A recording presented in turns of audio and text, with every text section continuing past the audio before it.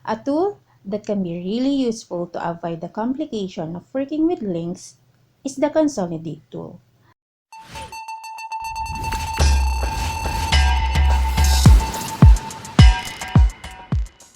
In the last video, we saw how we could work with data in different workbooks by linking those workbooks. But linking, however, can cause problems of its own. Sometimes, linking workbooks is a bit complicated. A tool that can be really useful to avoid the complication of working with links is the Consolidate tool. The Consolidate tool can be found on the Data tab of the ribbon in the Data tab Tools, and you'll see the Consolidate tool. Now, before we get started, I suggest you minimize your ribbon and then let other three workbooks open. So, minimize this and we open our three workbooks, Control O, and then go to Browse and then click on the three workbooks. Press or hold down the Shift key and then click Open. There. So once again, all four workbooks have been opened, but it's easier if you can see all of them. So I'm going to come to my View tab. This time, arrange all and then tiled and click OK. There. Now, when you want to do a consolidate, the first thing and possibly most important step is to make sure you've clicked in the cell where you want the consolidation to begin.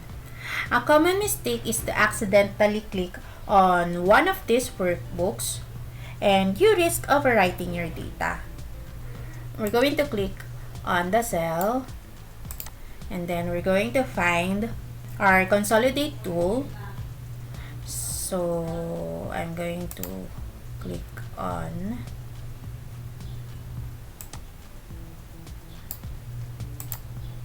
the Consolidate tool.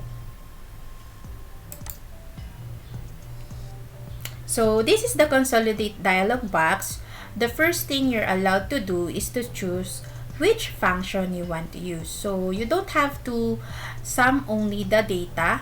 We can also use the count, the average, and so on and so forth. So we're going to stick with sum. And now we need to tell Excel where to get this data from, and that's what we put in this reference box. So click on this one and then we'll start with Manila. So I'm going to come to the Manila workbook and click on C7 down to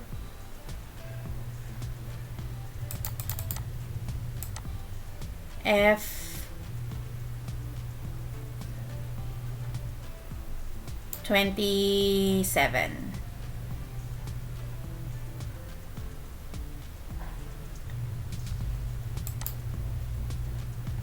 There. And then click on Add.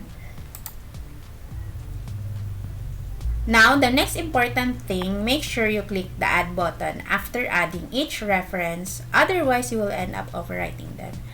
So, the next thing that we will do is Cebu. It's the same thing. Come to Cebu. And then, click on C7. And then, go down to F27 rather.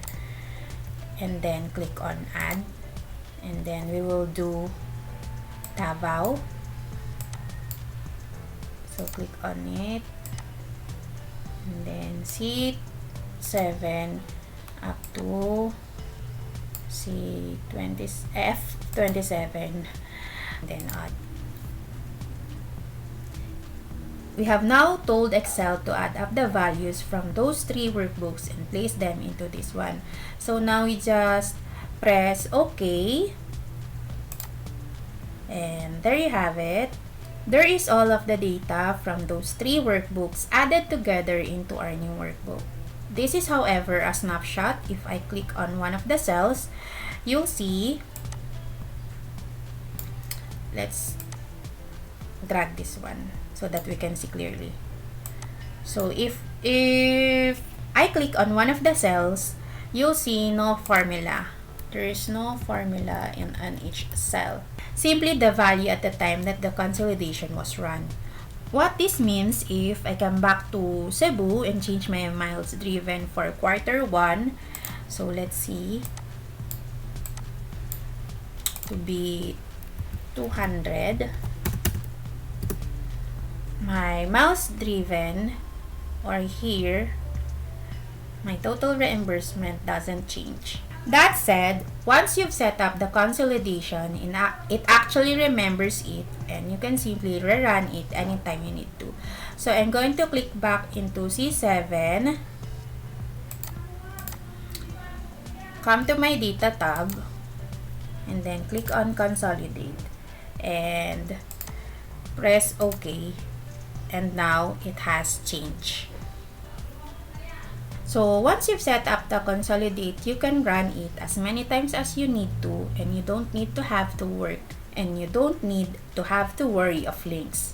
That said, if you want links, you can add them. So click on here, and then click on the reference again. First is Manila. Click on C7, and then up to C27, F27 rather, and then click on add. Then you will go to Cebu,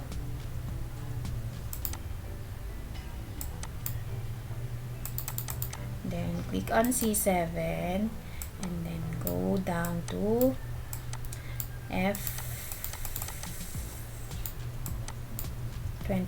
and then click on add, and then we go to Davao and use our C7 up to C27, and then click on add, and then click on the create links to source data, and then click on OK. And as you can see here,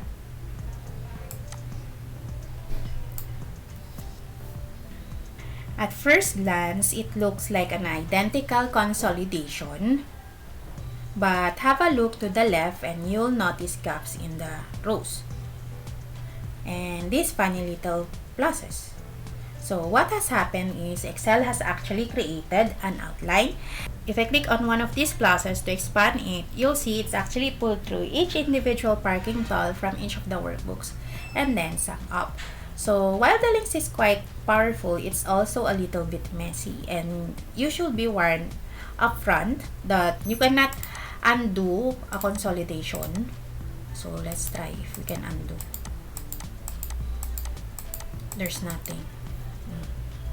We cannot undo a consolidation of links. So now if I needed to get rid of this outline, it's going to be a bit of a manual job. So quick heads up, select all the cells affected.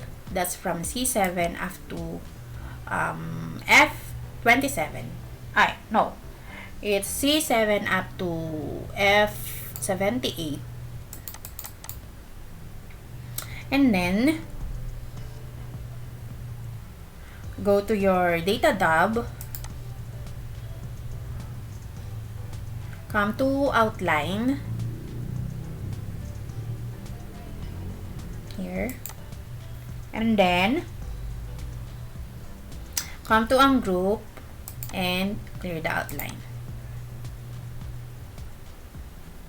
That will get rid of the outline for you, but then you still have to manually go and remove those extra rows that have been added. So just think carefully about whether this is what you want before you go and about adding. You will have noticed that the workbooks had to be identical in structure, and that is because we have used consolidate by position. In the next video, we're going to look at even more powerful consolidate option called the consolidate by reference, which allows our workbooks to be slightly different.